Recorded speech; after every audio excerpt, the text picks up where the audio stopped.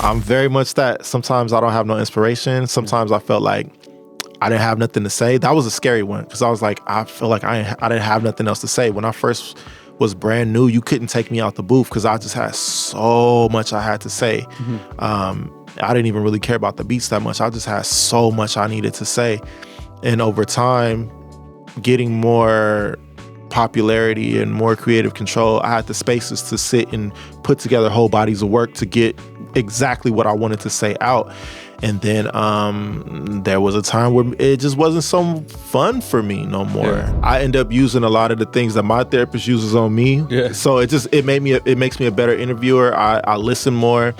I make sure my guest feels heard. I make sure they finish their full thought, and I'm able to respond on the fly. I'm always gonna have some questions prepared, but I can kind of go with the flow. I've always been decent at holding an interview conversation, but I'm used to being interviewed. I've done some interviews here and there, but it really wasn't my thing. Most excited about probably the TV show, because it's been some years in the making. So the show is called Sit Down with the Crown. It is on Patna TV, which is the Long Beach Public Access channel, and it airs on cable. So anybody who has Spectrum or Frontier, it airs live on cable TV. So that's a big deal. Also, by it being something in my city, working for a TV station in Long Beach, that's a big deal for me. Yeah. Me being a Long Beach native and everything. So it's an honor to be there.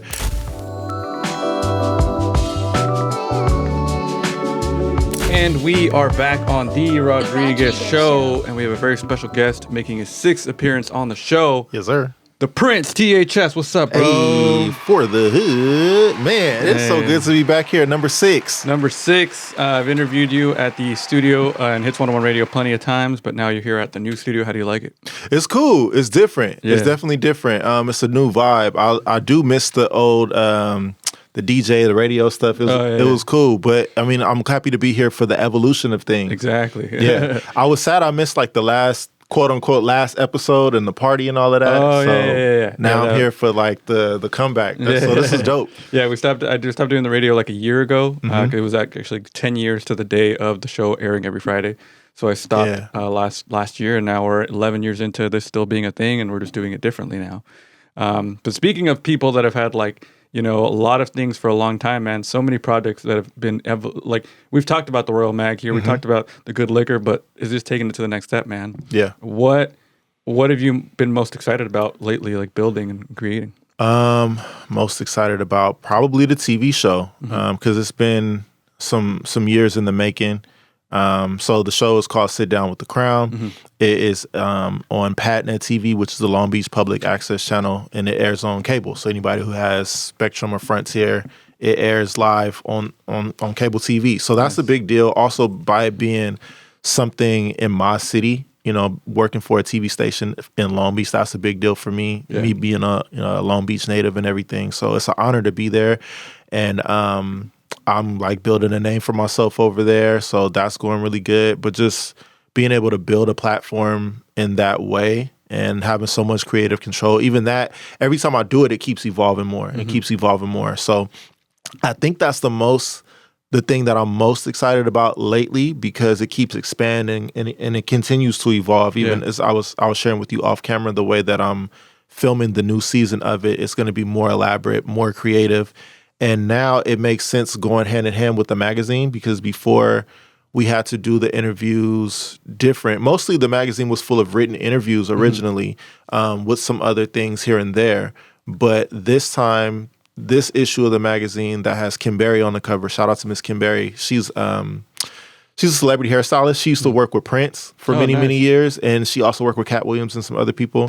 But make a long story short, I do interviews on my show, on the TV show. The people who are guests on the show, we do the pictures there, and then based on my interview, I can write the article based on that. So now it's like a one-stop shop, and it makes the magazine more intentional and strategic. And so just one hand kind of washing the other, and it makes so much more sense now. So this is the first one I've done in at least a year, the issue of the magazine, and I love that. I love the creative control in that, and but it just really goes together so well, and it just makes so much sense. So the combination of the TV show and the magazine. That's probably what I'm most excited about right now. Nice. Yeah, and we'll talk about the magazine, and thank you again for featuring me as a writer in there. We'll get into that. Yeah. But Sit Down the Crown. So you said it's an interview show. Some of the segments are interview segments. So what did you learn about interviewing once you started doing these on-camera interviews? That's a good question. What did I learn?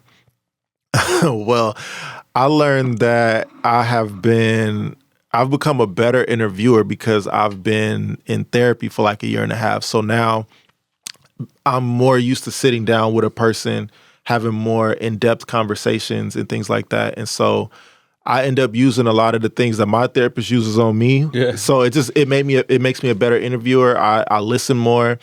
I make sure my guest feels heard. I make sure they finish their full thought, and I'm able to like respond on the fly. I'm always going to have some questions prepared, but I can kind of go with the flow. I've always been decent at holding an interview conversation, but I'm used to being interviewed. I've done some interviews here and there, but it really wasn't my thing. Yeah. And so I've just learned that it is a very like natural way to get to know a person and highlight a person. And, you know, people are so interested in like podcasts right now and TV shows anyway, so it makes sense. But my magazine, the intention was always to just highlight the artist. And so the TV show, I've learned that it's an even better way to highlight an artist, and it's really good PR. But yeah, I guess I've learned I can continue to grow along with the evolution of everything else, you know? So it's been a lot I've learned. And how is that too, to be the host of your own show while, you know, also being like a creative drive of it? Honestly, it's easier this time around. Normally, I do everything myself, all the way up until maybe a few years ago. Shout out to Yogi always. Yogi and my boy Chris One, there was a Royal Mag photo shoot where I was trying to do everything. I set up the cameras myself. I booked all the artists myself. I was doing all the interviews myself. I was trying to do everything.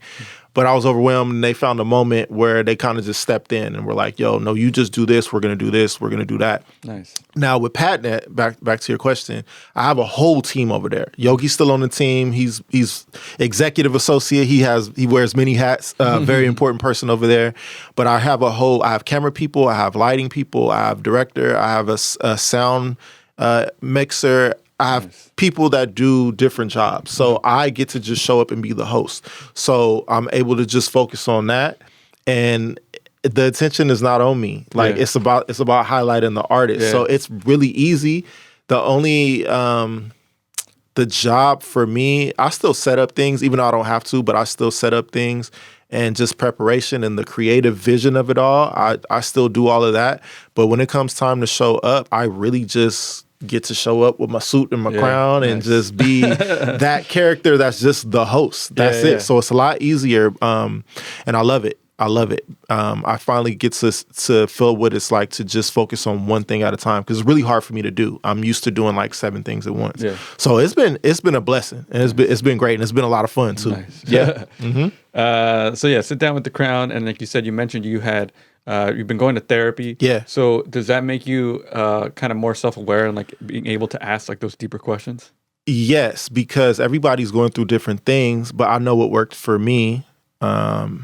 And so I'm more understanding of people, even though they're going through different things, but I can kind of relate better. Just in general, checking in with yourself, like asking yourself how you really feel in the moment. A lot of times when people are talking, they don't know how to get it out because they don't really know what they're feeling. To attach a name to each emotion, you know, sometimes that was one of the first things I had to learn, is just like identifying my emotions and trying to like process and regulate and then heal from it in all of the steps. But a lot of times it just manifests as anger or frustration or just sadness, but you can really identify what it is. So people come on my show so far, I wasn't planning on it to be such deep conversations, but it ended up going that way. Yeah. And I think it's just because I'm more understanding, and now I'm not just sitting there with my prepared questions. I'm having a real conversation with these people. And so far, I know all these people in real life too.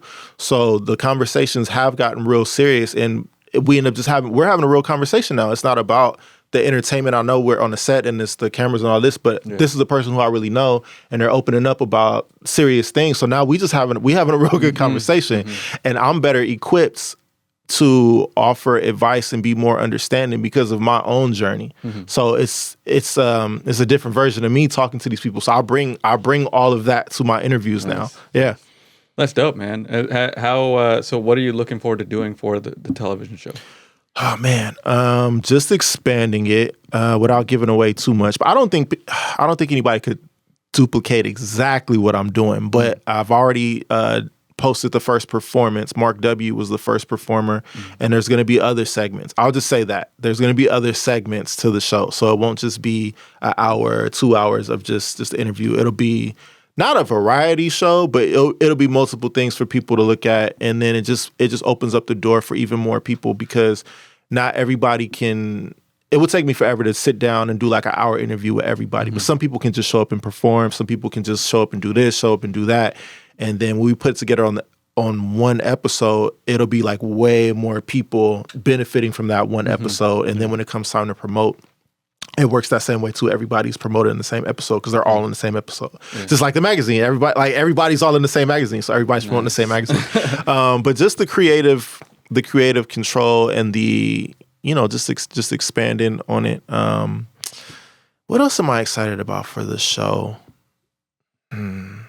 Well, just all of the things that will come of it, you know, and then I'm excited to see it to continue to grow and expand even more, you know, because more and more people are coming over to PadNet. I'm trying to get you to come over to PadNet, and just having my people involved and just kind of taking over the station. Really, I'm really looking forward to that. So when all my people is just running that station, and we fill up the channel with just all of our content. That's what I'm looking forward to. Yeah. And I'm looking forward to like looking into that possibility because that's such a dope opportunity, man. I'm not gonna take over the interview, but I gotta go back to you in the magazine from the beginning. I'm gonna say it a million times. It was always a big deal that you even like supported the magazine and was willing to be a part of it. And here you are again. You still came through with another article in the magazine. Yeah. And but just we've been a part. Well, the Rodriguez show, has been a part of my history and my journey in entertainment. You know, you still remember the episode where I left and signed my first record deal after an episode of your show. Yeah. And I'm just coming back with the magazine, and you just coming back with this, and we're still a part of this whole thing together. That's dope. Yeah, no, shout out to you, man, for always giving me opportunities, and you know, we're always happy to have you, bro. Likewise, yeah. So the beginning the Royal Mag, take us back to the beginning, man. What made you decide to even start that? Good question. All of the things I do, it's I just saw a way to make some money and where I can be creative. You know, I as an artist was trying to get in everybody's magazine.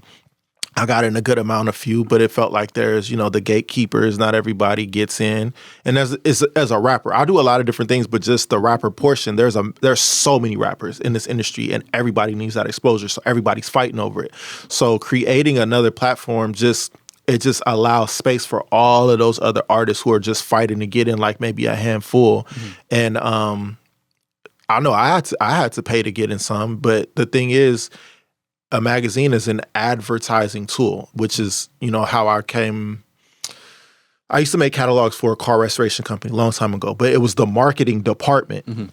So I know that once you make anything popular, people are willing to pay money to advertise with you. If you're an artist, they want to pay to, you know, put you in their shirt and their shoes, have you wearing their stuff. So I knew if I made the magazine popular enough, people would want to advertise. And that's where the real money comes from. So we did really good even in this issue. We had a law firm, a couple of restaurants. I don't want to forget nobody. The real estate agent, a lady that does taxes. So people are, you know, they see that it's worth, they know people are going to pick this up and it's worth advertising in. So that's a long way to say it was one, to create another avenue to make room for more rappers. Even though this magazine is all things entertainment, I'm biased because I'm a rapper, and I definitely feel for my other rappers out there because it's just so saturated. It's just so saturated. And so a lot of times you feel like you're fighting over the same space because there's not as many spaces. So it was to highlight all these artists and also a creative way to make money. And that's where the good liquor and everything else came from. It's just, I see On my end, it's a way that I can be creative and make money because I don't want to have to work a 9 to 5 job. I always have gone back and forth from being full blown entertainer, entrepreneur, and then having the security blanket of a 9 to 5. You know, so that's where all of the businesses come from. But yeah, just initially, it was I know so many people. You know, I want to put my people on. And then, hey, if we all make this popular together, you know, and I can get some people that want to invest and advertise with me, then, you know, I get that too. So it's always been those two things. Nice. And yeah, and I've seen that. I've seen it grow. Like you said, like now 9 issues in, like there's definitely people are more inclined to be like, wow, I want to be featured in there. Yeah. And I featured so many of my homies that you've let me write for. Yeah. Write in the magazine. And even this one, I want to say I did write like a kind of a retrospective on the year that we left the radio. So last year we stopped doing the radio show. And I just talked about all the moves we made since then. And thank you for letting me feature that in there. Man, it was so dope. Just on that, all of the writers that contributed to the magazine, it builds the fan base. And because you're OC, I'm Long Beach. I had Tam from No Jumper. She's IE. CC is IE High Desert. And it's just, it keeps expanding versus, you know, keeping it just in such a small area. And everybody brings something different. Everybody knows different people. I don't, you know, some of these people I've seen and I'm fans of, but I don't really know them like that. So we all have our own followings and fan bases too. So bringing it all together, it expands it. It makes it so much better. So no, thank you. Because I like is it Aaliyah Zen? Aaliyah Zen, yeah. Aaliyah Zen and there's so many other people. But I like the way you did the article because you were able to include so many people. And that was so smart. I'm glad you did it like that. Yeah, I just wanted to give everybody that's been on the show in the last year credit. And like I said, Aaliyah Zen, we did Westport, which is a full band that we recorded in here. So just trying to create new things. And yeah, and I've reached out to a few people and I'm like, hey, do you want to be featured in here? Do you want to write for this? Because this is a great platform. Man, I was going to say at this point, man, we've been working together. We might as well just partner up a little bit more officially, you know. Yeah. But I'm down. But no, I've always been honored. So yeah, thank you. And I think you kind of do the same thing. You highlight and put all these artists on, you know. So it's been dope. It's been really dope. So what's easier for you? Is it easier for you to promote yourself or to promote other people? Oh, that's a good question.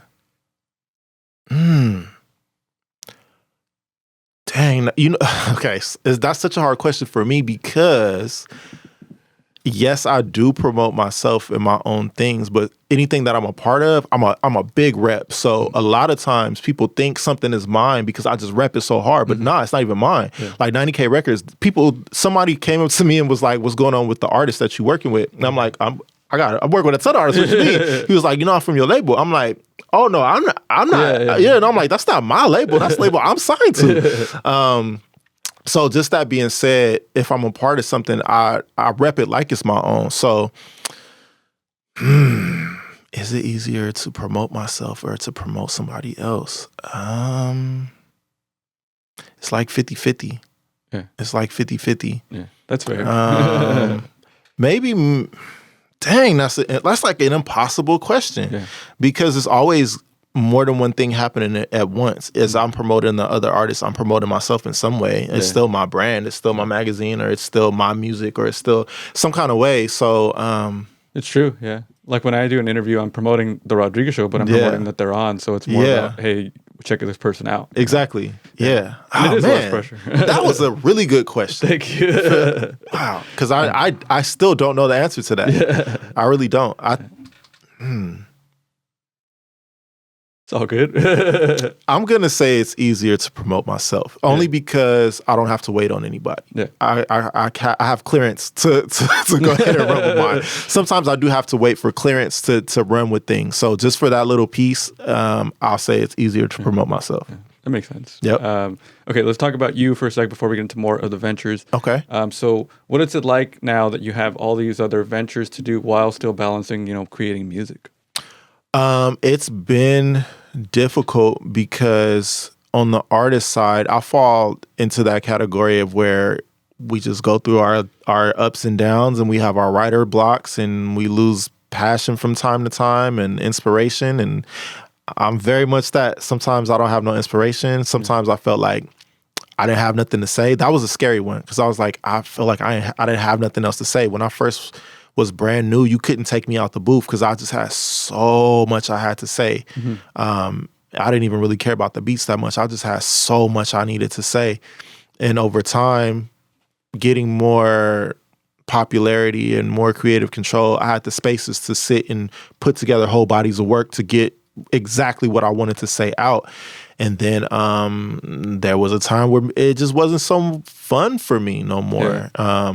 And thankfully, I do have a label that helps back me, and it's not all on me, but it still be so much money that go into it. And with the streams, the math don't always math. And so, it got to the point where my music videos had to become commercials because of all of the money that goes into it. I'm like, it'd have to be something that I want to do. It have to be something that I want to showcase, and I have to be able to advertise all my stuff while I'm at it to make it worth it to me, to make it make sense. And because of I take time to do other ventures and I'm growing as myself, sometimes I don't know what I want to talk about now because this is a different version of me. This is way more of a businessman, way more of an entrepreneur. This is a way more healthier and stable version of me. So it don't make sense for me to make angry, like, an album called Just Ratchet. It don't make sense for me to make music like that now. Man, I was glad I got that out of my system. But so yes, yeah, I get what you're saying. Honestly, and I'll just say it here. I do want to make a soundtrack for the TV show. Okay. So my boy Young Music, he wrote a book, but he did a soundtrack to his book. So I'm like, well, people do soundtracks to movies. I could definitely do a soundtrack to the TV show. And I think I want to call that collaborative album Therapy, because that will give me a good amount to talk about. And therapy is something that can be approached so many different ways. There's a lot of different things that people consider therapy, and we all need it. And it's something that I think we should promote more, is going to therapy and just accessing and addressing all the different things that we consider as therapy. So I think that's what I want to do. And that's where I'm at. That feels right. Yeah. That feels right. So I think that's where I want to go with it. So that's a long answer, but no, and I guess because you mentioned it now, what inspired you to take that step to go to therapy? I have seen people hit their breaking points and actually snap, and I didn't want to know what that felt like. So I felt like I was getting really close. And so I brought it up. I brought it up to my mom and a few other people after there was a year we had just had a lot of losses in the family back to back. And I was like, I don't know how we getting through it. Like, I know God is carrying us through it, but I just felt so numb. I basically felt like a person who had just got in a car wreck and didn't go to the hospital and just decided to walk it off. And I kept saying, like, I'm okay, but I'm like, how can you be? Like, I was really starting to worry about myself. Like, how can you be okay, bro? Like, you can't be. And so I wanted to hurry up and get in there before it was like a necessity, or I'm sorry, like mandatory. I wanted to get in there while I still had time to like save it before it was too late, type of thing. Yeah. And I did. I was very, very close to the edge when I got in there. I was very at like state of crisis, and just week by week I started just regaining some stuff and rebuilding. And but yeah, ultimately that's what it was. Especially in this entertainment industry, even Miley Cyrus was speaking on it, how like you're expected to just operate on zero. And if you can't do it, then it's not for you and you're not good enough. And, they'll give that opportunity to somebody else who's willing to function on zero and just be willing to like die pretty much for the sake of doing a show or a deadline or whatever the case. And it's just it's not right. It's not fair. No. We're all human. And, so I wanted to save myself before it was too late. To make a long story short, that was why I just decided to make it a point to do it and kind of stop everything else until I did, because it doesn't matter if you're successful and you're not right in the head, and it's scary. Not everybody gets to come back. So, I've seen people go over the edge and come back, thank God, but I just didn't want to take. I didn't want to take that chance. Well, so, good man. I'm glad that you took that step, and I do see the difference in you from all the times that we've done interviews. Okay. What would you say to yourself? So the first time you did an interview was years ago. Do you remember that person, and what would you tell that person now? Okay. Well, the very first one, that dude was like full blown rapper at the time. Full blown rapper. I don't think I was trying to make money elsewhere. I was just barely starting to like see some ideas floating around, but I think I was just full blown rapper, and I wasn't even considering nothing else. And with that lifestyle is, you know, drug, sex, rock and roll, is very self-destructive. And I just thought that was just normal. That's what all come along with it. And, you know, it is what it is. It was fun. Yeah. But what I would tell that person is, you know, there's a better way. You don't have to risk it all. I know there's some sacrifice involved in order to achieve something big, but you don't have to be like willing to risk it all, or be desperate, to get ahead or to try to win or to try to make it. And you also don't have to abuse your body in that way. Like I would, there was a day I was shopping for liquor, and this older gentleman, he saw I had like a big thing of E&J and I had some gin. And he was like, "What you doing with that, man? That ain't for drinking, that's for degrees and engines." I was like, "Wait, what?" And I'm like, my little body, and at the time we wasn't really mixing drinks. We was drinking what we call bumpy face. We was just straight warm gin and E&J and was just doing it. And the recovery on that was terrible. Yeah. But just knowing what I know now, yeah, there was a better way to do everything, and I know how to market better. Speaking about promoting, I didn't know none of that stuff. We was just figuring it out as we went along. So now I know how to promote, advertise, market, distribute, all those things I didn't know. We was just going for it. We didn't really have the guidance. You know, all we had was our talent, our drive, our work ethic.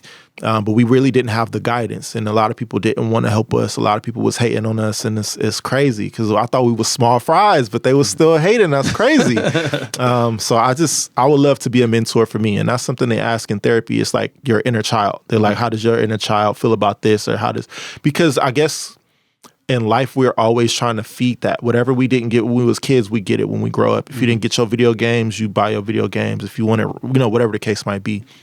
So yeah, I would just tell him, and I think I would be susceptible to it. If somebody would have offered me some sound advice, that would have been helpful. I would have listened. So, stop being so reckless, because that was a wild boy. Yeah. No, I mean, I feel like we all have our phase when we're like, think we're invincible and we're young and we're like, holy shit. And yeah. Then you hit that wall and you're like, oh, I gotta get some help. Yeah. I like I said, congrats on that step, man. With the inner child thing, I've been doing that too. I hadn't watched wrestling in like 10 years. And then a year ago, I started getting into it, and I was like, this is my inner child. Yeah. Loving it right now. DX, NWO. Yeah. So let's talk about the good liquor, man. Yeah. I've seen it evolve. I've seen the various, you still got the blue, which is awesome. Yes. What is going on with the good liquor these days? First of all, I want to say shout out to you and everybody else who supported good liquor from the beginning. Yeah. It was one of those things where I didn't have a lot of time to spend developing it, so I was just running with it. Man, the first bottle of good liquor was just like the logo and a sticker, and people still supported it, drank it, bought it. It was in music videos. So I love y'all so much for that, for supporting me at like such a ground level version of a venture, So as you can see, I've updated the bottles. We have real labels now. Yeah. And yeah, it took some time to figure out which flavors were the best, which bottles, and how to design them, all the, creative control, all of those things. So this is the best version yet. I have a ton of flavors I'm not even going to speak on right now, but we definitely,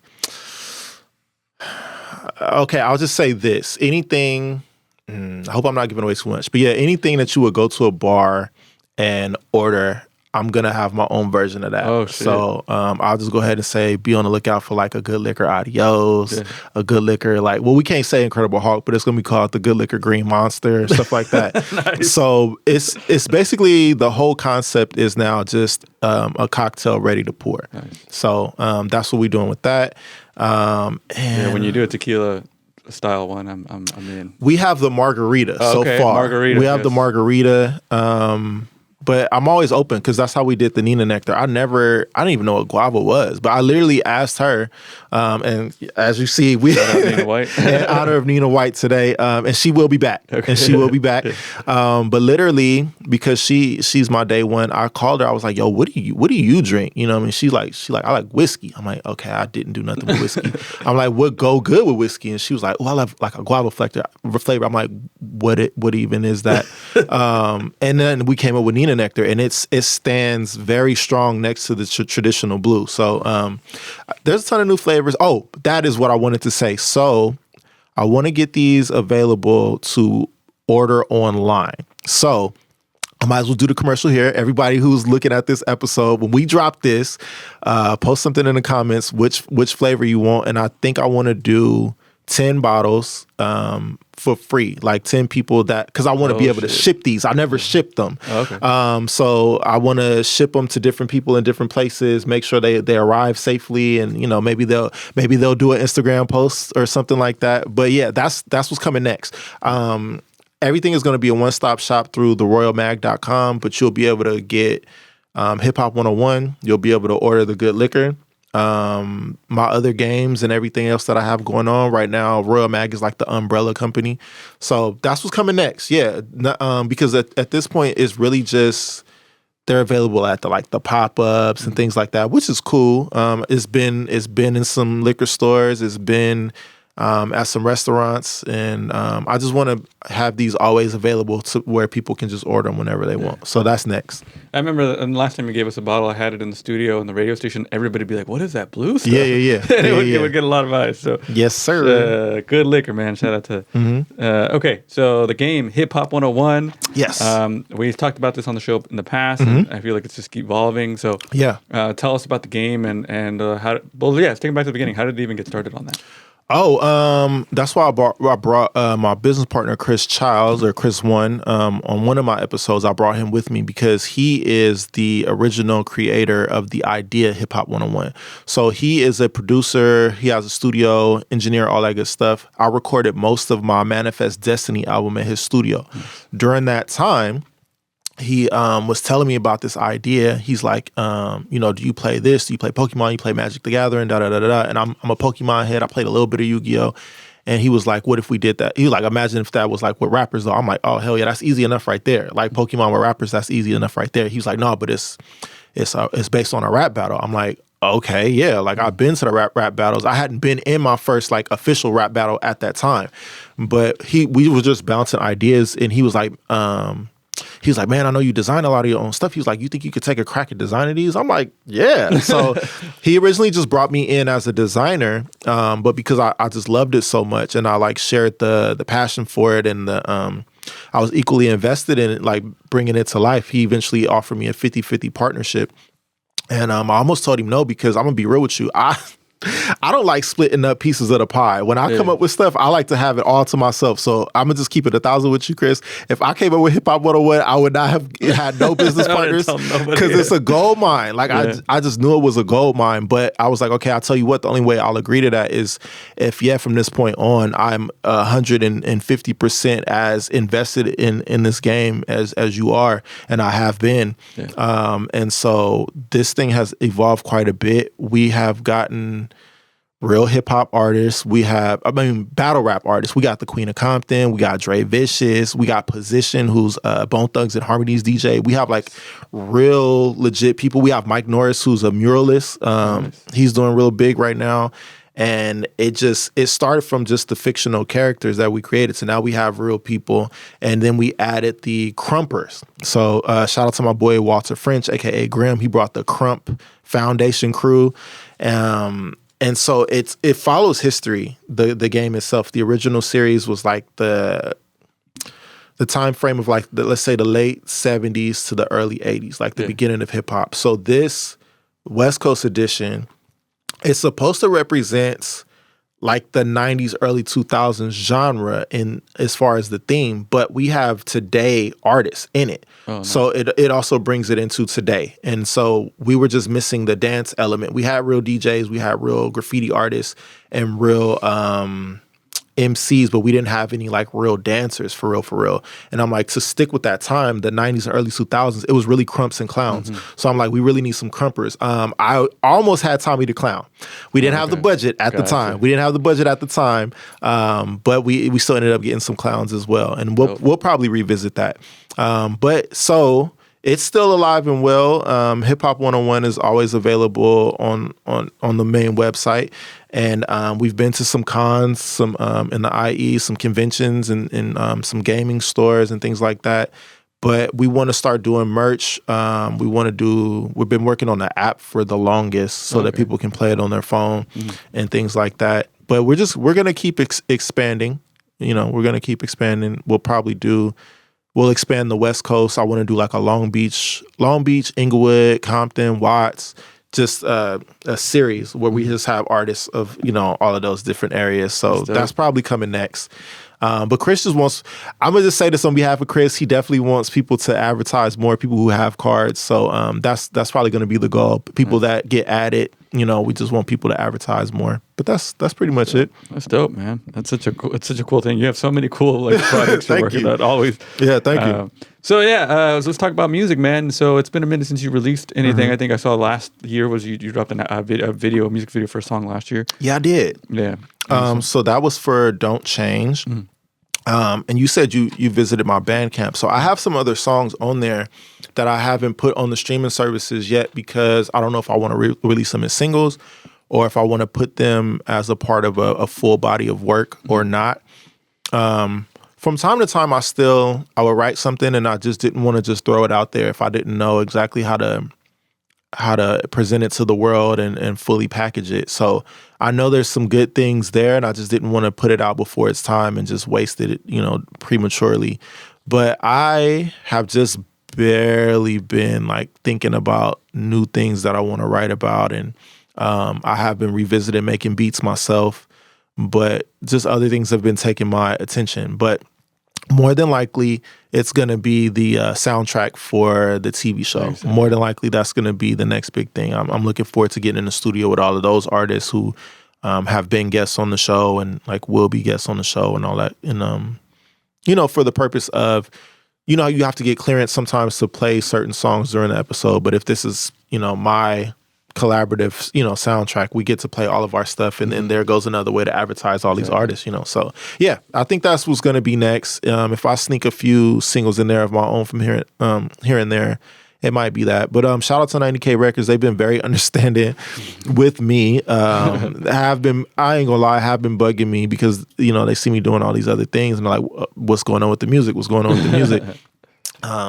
So yeah, it's coming next, but I think it is easier for me to just say, let me do this collaborative project and like maybe do some things here and there on my own because I haven't fully put together like a full thought of how I want to represent me. I didn't put no thought into those into those other albums. Yeah. I was just doing it. It was just all passion. It just wasn't.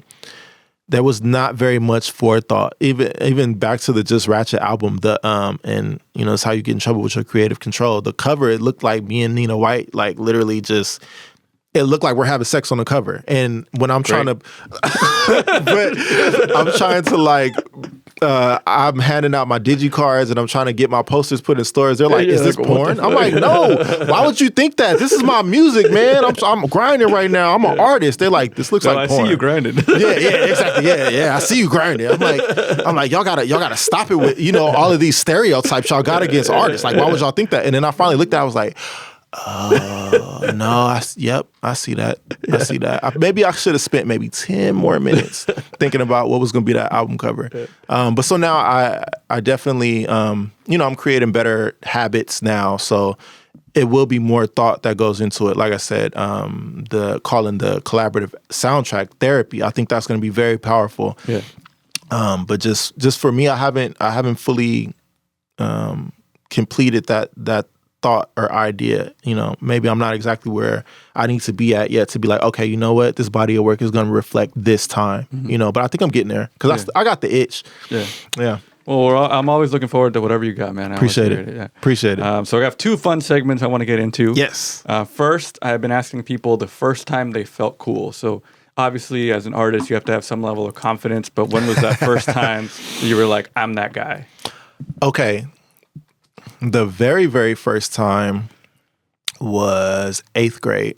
I did a music video for this guy. His name is Lil J, and I was an extra in his music video. So that check that I got from that, which was probably like $180 back then, I bought my first pair of name brand tennis shoes in the 8th grade. I bought me a pair of Adidas, and I bought my first chain. It was like a sterling silver chain with a little like old English P, and yeah. No, nice. I felt pretty cool. I ain't gonna lie. I felt pretty cool. But that was just me at that time. I think for real, when I turned 17, I got my first job at the shoe store. And then I had all the J's, I had all the Nikes, you know, I had a job. I was paying for all my senior events and all that stuff. So nice. I don't want to tell my age too much, but I had a sidekick, I had a chirp, you know, I was popping. I was popping at that time. So between those two, so I guess the very first time was 8th grade, buying my first pair of name brand shoes with an acting check. Nice. So yeah. Dope. Okay. So I haven't done this segment in a while, but so like you said, like you've put out a lot of great records. Thank you. So I did is I looked through and I got some lyrics, and I want to see if you remember the lyrics that go into like your lyrics, what song they're from. Yeah. So if it's correct, you're gonna hear the ding. If you get it wrong, you're gonna hear a buzzer. I think I know all my lyrics, man. I better know all my lyrics. All right, let's go with the first one. And I'm sorry if I'm gonna. I don't have the swag that you have for these lyrics. I'm just gonna read them. People say I got an aura. I bet it's all blue. My life is a story. A song you could crip walk to. Hey, that is a song. I think that's called "What It Was." Yes. Yeah, people say I got an aura. I bet it's all blue. My life story is a song that you could crip walk to. That's right. It was laughs. Right. It was jokes. It was secondhand smoke. It was fried bologna on burnt toast. That's what it was. Yeah. See that? Yeah. Okay. All right, this is one of my favorites. Let me put it in your mouth like a blunt. Don't choke. White girl on dick like we slinging that coke. What's that from? Okay. That's off the Just Ratchet. That's off the Just Ratchet EP. Girl on deck like swinging that coke. Got a light skin chick. That is for the hood though. That's right, for the hood though. That's right. That's for the hood though. Oh my gosh, that's hilarious. Hearing you say that. All right, drop it down low, then get that ass up high. Now shake it like it's cold and you standing outside. Now shake it like it's cold and you standing outside. Oh wait, no. I do know this. It's just that I've been drinking. Hold on. Sorry, on the left side, pop it like clutch, throw the sec. I think that's go to work. That's right. Yes, that's right.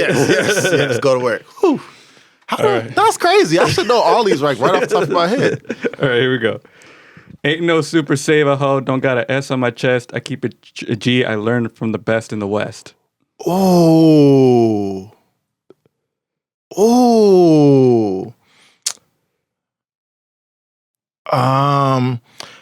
I think that might be Let It Go.